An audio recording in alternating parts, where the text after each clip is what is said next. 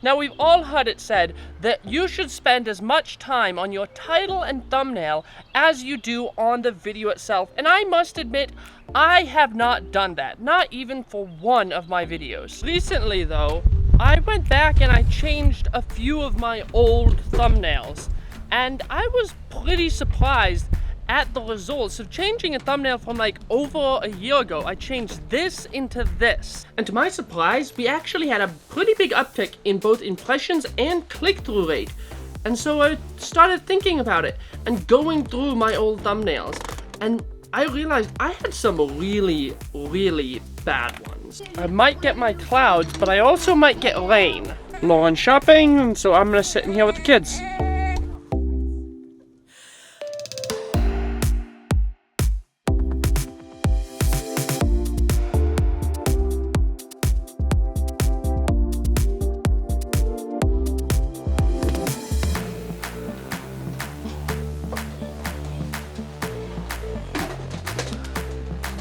I cannot figure out a way that I want to make this video, like a framing and all that. I'm just not feeling anything I'm doing.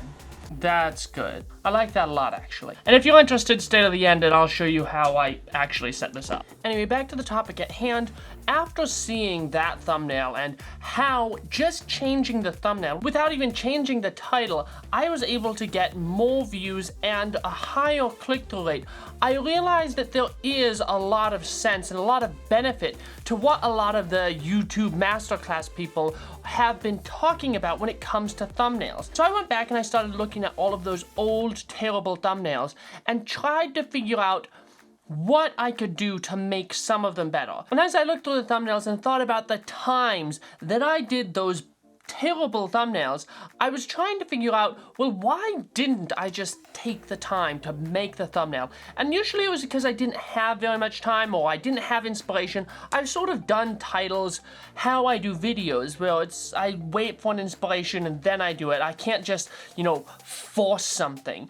But with the thumbnails, it hasn't worked for me as well as the content. See, with my content, because it's just an expression of who I am, then it works to be able to do it with just waiting till you have inspiration.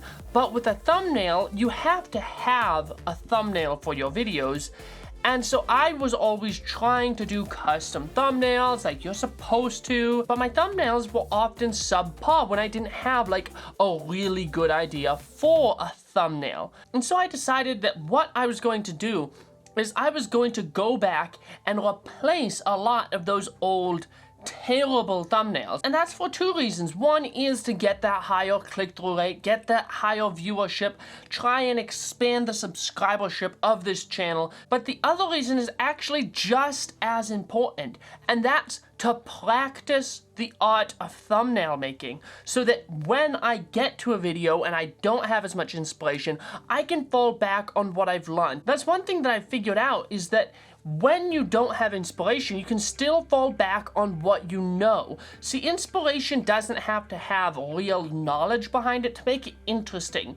But if you have the knowledge, you can make something interesting without a lot of inspiration. And so what I decided to do with these 3 thumbnails that I'm going to show you is to actually go back and look at how could I make good thumbnails and practice good thumbnail making, because I know it's not gonna like take a video that got 2,000 views and automatically bring it up to 1 million. I know that's not gonna happen just because of a thumbnail, but I also know that the more I can practice and the better I can get with making my thumbnails, the easier it's gonna be and the less stressful it's going to be when I'm putting up new videos. Now, the 3 thumbnails that I decided to change for this video were this one, and this one. This one was for a video about how to manual focus on the M50. This one was for my video on the Canon Connect app, and then this one was for my camera cage video. And other than the Canon Connect video, the other 2 just like, why? Why did I even take those? Why did I think those were even decent, much less good thumbnails? Because it didn't tell you anything about what the video was actually about, because my video wasn't about manual focus. It was about manual focus on the M50. two totally different things. Manual focus on the M50 is different than manual focus on the GH5 or even the EOS R. So not having the M50 removed that touch point from my video. And then of course with that one, I didn't have myself in it either. And so that's another one where my subscribers or people who know my reputation as the M50 guy, they might click on a video with my face on it just because they know that what I'm going to be talking about is probably the M50. And so having just 3 lenses with the words manual focus on it didn't tell my audience much of anything. And then the other one, I just kind of thought it was a good picture. I mean, I do like this photo, but I like it as a photo, not a thumbnail. It doesn't work as a thumbnail. You can't see the cage, doesn't make sense in any way why this photo was the photo for my camera cage video. You couldn't even see the cage. It was just a nice photo, and I thought, oh man, I'll be able to put a nice photo. Because at the time I didn't have Instagram, know where to post the cool photos I had. That actually is partly true. And then you had the Canon Connect App video, and this was just lack of experience. I didn't know how to actually make this thumbnail. I wasn't very knowledgeable almost 2 years ago when I first put it together. And so this one was just not as much bad. It's just outdated. I've expanded so far beyond the quality of this thumbnail. And so I decided to go ahead and change them all. Now, this first one about the manual focus, I have been practicing with overhead lighting. That's what I'm doing right now. A large, soft light source just above my head, giving me a different type of lighting than the Rembrandt style. And so I was just sort of playing around, how would this sort of lighting look for a thumbnail? And so I took a bunch of different photos, trying to get something that looked semi-decent, and I eventually got one that I liked. Now with this next one about the camera cage, I wanted to do something kind of different than I have. Usually when I'm making my videos or making my thumbnails, I use that sort of wide angle look, and like that last one was kind of inspired by like the Peter Lidgard type of thumbnails. I wanted to try something a little bit different, and so I decided to do more of the Caleb Pike DSLR video shooter style of thumbnails, which is usually with a longer focal length, maybe a color in the background. So I actually zoomed into 120 millimeters on the GH5, which is 240 millimeters. I ended up setting my table and trying to do some shots with just the camera in it. And I was thinking, I'll put the camera here and then I'll put a title next to it. But then, well, to be honest, my wife came in and she's like, well, it's not very creative. Okay, but it's not great. She was totally right. It wasn't going to be the big improvement that I wanted to make for that thumbnail. And so I decided to just move the table out of the shot and just get down on my knees actually and just sit there looking at camera, just a tight shot with just a bit of my face and the camera, and do that Caleb Pike DSLR like type of look. This brings us to our last one, which was the one for the Canon Connect app. Now, because this one actually was one of my, it was better in the way that it actually told the people what I was doing with it, but it didn't really portray what the title said, which was that it was a great budget monitor. And I really like using my phone with the M50. I think the app integration is great. I use it quite often when I can't actually reach the camera because I can access focus, I can access settings, I can access frame rates.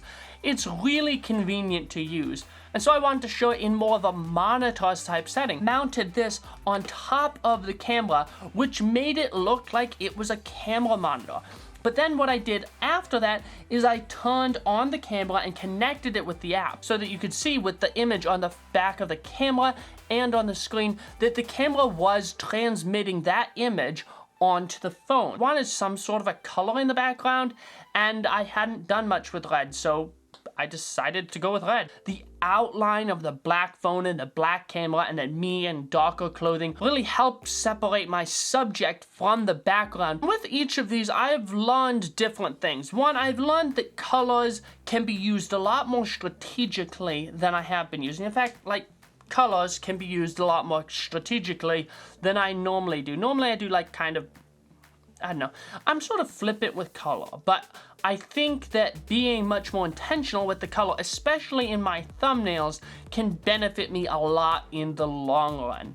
I actually have a lot more thumbnails that are not good. There's this one and this one and this one that I plan to replace all of these in the future. And the main reason I'm doing this, because I know it's not going to increase my viewership or my subscribership that much, but I want to practice the art of thumbnails, the art of catching people's attention, not in a clickbaity type way, but in a, this is something that people not only will click on, but know what they're clicking on and be able to get the information that they're looking for. I hope you found this video helpful. If you did, please give me a like, subscribe to the channel for more content like this, and as promised, let's do a little quick studio tour to show you how I actually did this lighting. First of all, we have the M50 setting up, filming me from the angle that you just saw, and lighting me above is my softbox.